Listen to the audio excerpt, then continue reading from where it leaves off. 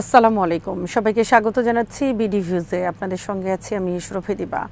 President ট্রাম্পের Hormuz প্রণালী দিয়ে জাহাজ চলাচল বন্ধ করার সিদ্ধান্ত চীনের সামনে কঠিন চ্যালেঞ্জ হয়ে দেখা দিয়েছে।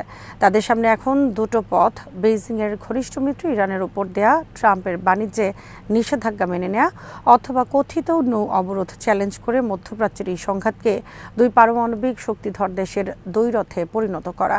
এর মধ্যে ইসলামাবাদে যুক্তরাষ্ট্র ও ইরানের মধ্যে যে আলোচনা হয়েছে সেখানেও পেছন থেকে চীনের ভূমিকা ছিল বলে মনে করা হয়।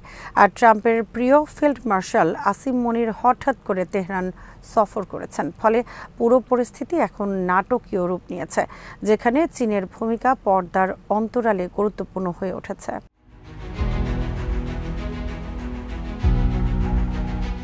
৬ সপ্তাহের বেশি ধরে চলা ইসরায়েল ও যুক্তরাষ্ট্রের সাথে ইরানের যুদ্ধের দৃশ্যে চীন মূলত পার্শ্ববর্তী দেশ হিসাবে পর্যবেক্ষণ করছিল। বেইজিং ইরানে ব্যাপক বোমা হামলার সমালোচনা করেছে এবং ট্রাম্পের ইরানকে বশ করার চেষ্টা পর্যবেক্ষণ করেছে। একই সময়ে দেশটি ইরান থেকে সস্তায় তেল ও প্রাকৃতিক গ্যাস সংগ্রহ করেছে। অবাধে হরমুজ প্রণালী হয়ে ভারত মহাসাগরে এসে তেল ও গ্যাস পৌঁছেছে।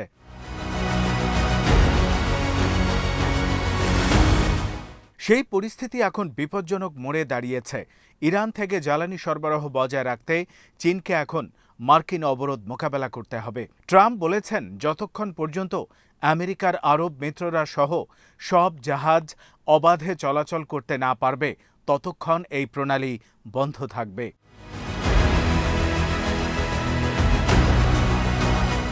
ওয়াশিংটন ভিত্তিক থিঙ্ক ট্যাঙ্ক হুভার ইনস্টিটিউটের মধ্যপ্রাচ্য বিশেষজ্ঞ জিনেভ রিবুয়া মনে করেন, ট্রাম্পের এই অবরোধ এবং আসন্ন সংকট পুরোটাই চীনকে ঘিরে।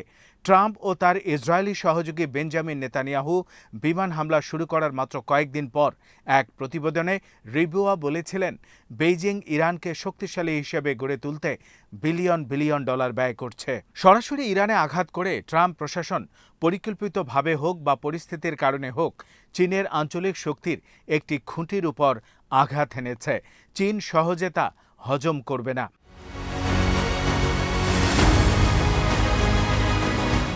এমন পরিস্থিতিতে ট্রাম্প এবং চীনের নেতা শি জিনপিং উভয় শক্তিশালী নেতার ভাবমূর্তি ঝুঁকির মুখে।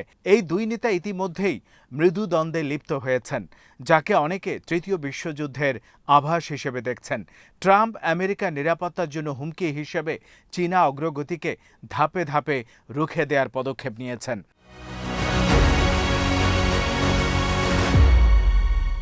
ট্রাম্প প্রথমে ভেনেজুয়েলার রাজধানী কারাকাসে কমান্ডো পাঠিয়ে প্রেসিডেন্ট নিকোলাস মাদুরোকে গ্রেফতার করেন। তাকে কথিত মাদক পাচারের অভিযোগে বিচারের জন্য নিউ ইয়র্কে নিয়ে যান। মাদুরো চীনের কাছে তেল বিক্রি করতেন এবং বিনিময়ে সামরিক সরঞ্জাম কিনতেন। চীন মাদুরোকে বাঁচাতে কোনো পদক্ষেপ নেয়নি। ক্যারিবিয়ান সাগর আমেরিকার দক্ষিণের আঙিনা হিসেবে পরিচিত এবং ট্রাম্পের সেই পদক্ষেপকে চ্যালেঞ্জ করার মতো সামরিক সক্ষমতা চীনের ছিল না।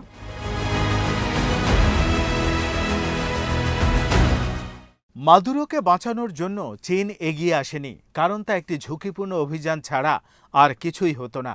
এছাড়া বেইজিং তাদের তেলের চাহিদার মাত্র 4% ভেনেজুয়েলা থেকে পেত। বিপরীতে কিছু ছোটখাটো অস্ত্র বিক্রি করত।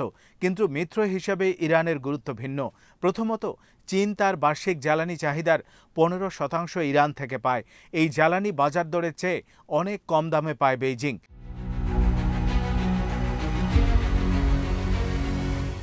দ্বিতীয়ত, শি জিনপিং বিরল খনিজ পদার্থ বা রেয়ার আর্থ মিনারেলসের শিল্পের উন্নয়নে ইরানের সাথে গভীর অংশীদারিত্ব গড়ে তুলেছেন।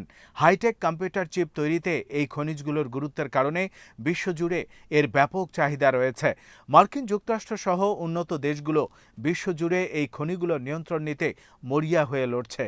কম্পিউটার গেম থেকে শুরু করে মোবাইল ফোন ও কৃত্রিম বুদ্ধিমত্তা বা এআই সবকিছুর উৎপাদন ও পরিচালনার জন্য এই চিপগুলো অপরিহার্য। আধুনিক যুদ্ধের ক্ষেত্রেও এগুলো মৌলিক হাতিয়ার। ইরান যুদ্ধে মার্কিন যুক্তরাষ্ট্র যে টমাহক ক্রুজ মিসাইল ব্যবহার করে তার নির্দেশিকা সিস্টেম, F-35 যুদ্ধবিমান ও সশস্ত্র ড্রোনের নিয়ন্ত্রণ ব্যবস্থায় এই চিপগুলো ব্যবহার করা হয়।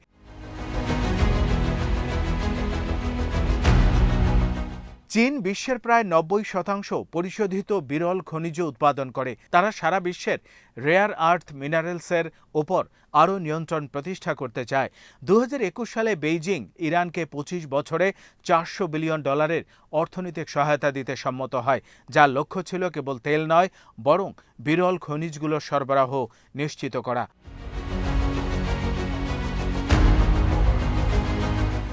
অনলাইন জ্বালানি সংবাদ মাধ্যম অয়েল প্রাইস এক প্রতিবেদনে বলছে, নিজেকে বিরল খনিজের হাব বা কেন্দ্র হিসেবে প্রতিষ্ঠিত করার মাধ্যমে ইরান চীনের কাছে শক্তিশালী মিত্র হিসেবে নিজের গুরুত্ব বাড়িয়েছে। শি জিনপিংয়ের কাছে ইরান কোনো অবরুদ্ধ গ্যাস স্টেশন নয়। চীনের কাছে ইরানের গুরুত্ব অনেক বেশি।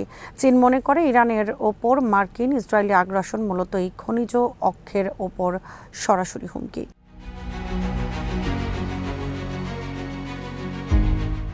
খনিজ উত্তোলনের বাইরেও চীনা কোম্পানিগুলো ইরানের টেলিকম নেটওয়ার্ক নির্মাণে যুক্ত রয়েছে। এই কাজের মধ্যে ইরানের অভ্যন্তরীণ টেলিফোন এবং ইন্টারনেট ব্যবস্থার আধুনিকায়নে কাজ করছে বেইজিং। যুক্তরাষ্ট্রের অভিযোগ, গত জানুয়ারিতে শুরু হওয়া সরকার বিরোধী বিক্ষোভের সময় ইরান সরকার বিক্ষোভকারীদের শনাক্ত করতে ও তাদের আটক করতে ফেসিয়াল রিকগনিশন ক্যামেরা সহ চীনের সরবরাহকৃত গোয়েন্দা সরঞ্জাম ব্যবহার করেছে।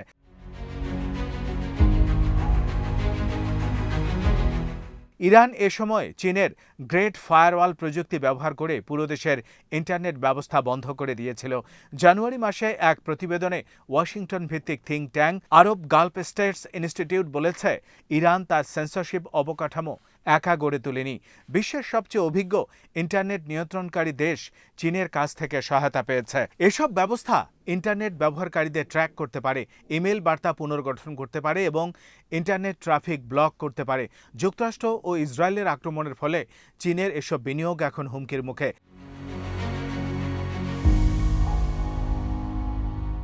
আরব বিশ্বে চীন ধীরে ধীরে কূটনৈতিক প্রভাব বাড়িয়েছে। চীনের মধ্যস্থতায় দীর্ঘদিনের শত্রু ইরান ও সৌদি আরবের মধ্যে কূটনৈতিক সম্পর্ক পুনঃস্থাপন করেছিল।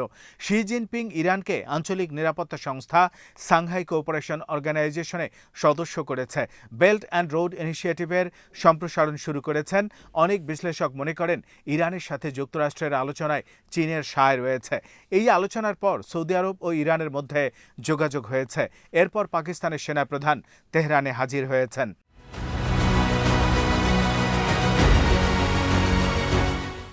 মিত্র হিসেবে চীন কতটা নির্ভরযোগ্য তা ইরানকে প্রমাণ দিতে বেইজিং সব ধরনের পদক্ষেপ নেবে। ইরানে আক্রমণের পরপরই চীন একটি আইনি অবস্থান নেয়। জাতিসংঘে চীনের রাষ্ট্রদূত ফু কং বলেন, ইরান এবং অন্যান্য আঞ্চলিক দেশের সার্বভৌমত্ব, নিরাপত্তা এবং আঞ্চলিক অখণ্ডতাকে অবশ্যই সম্মান করতে হবে। হরমুজ প্রণালী ও ইরানি বন্দরগুলোতে মার্কিন অবরোধ শুরু হওয়ার সাথে সাথে চীনের সুর আরও কঠোর হয়।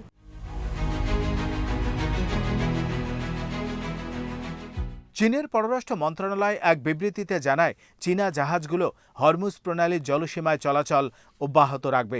ইরানের সাথে আমাদের বাণিজ্য ও জ্বালানি চুক্তি রয়েছে, আমরা তা মেনে চলব। আমরা আশা করি অন্যরা আমাদের বিষয়ে হস্তক্ষেপ করবে না। হরমুজ প্রণালী ইরানের নিয়ন্ত্রণে এবং তারা আমাদের জন্য এটি উন্মুক্ত রেখেছে।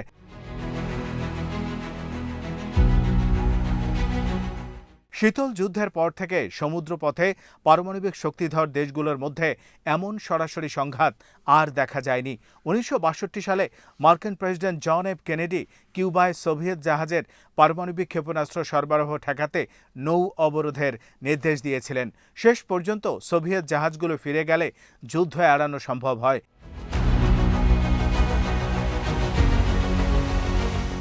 অনেক বিশ্লেষক প্রশ্ন তুলেছেন, হরমুজ সংকট কি যুদ্ধের দিকে যাচ্ছে নাকি কোনো সমঝোতা হবে? ভূরাজনীতি ও জ্বালানি বিশেষজ্ঞরা সতর্ক করেছেন, আমেরিকার শত্রুর প্রতি চীনের সমর্থন সরাসরি সংঘাতের কারণ হতে পারে। যদি ইরানের প্রতি চীনের সামরিক গোয়েন্দাদের সহায়তার ফলে কোনো মার্কিন বিমান, সেনা বা নাবিকের মৃত্যু হয়, তবে আমেরিকার প্রতিক্রিয়া কী হবে সেটি হচ্ছে বড় প্রশ্ন।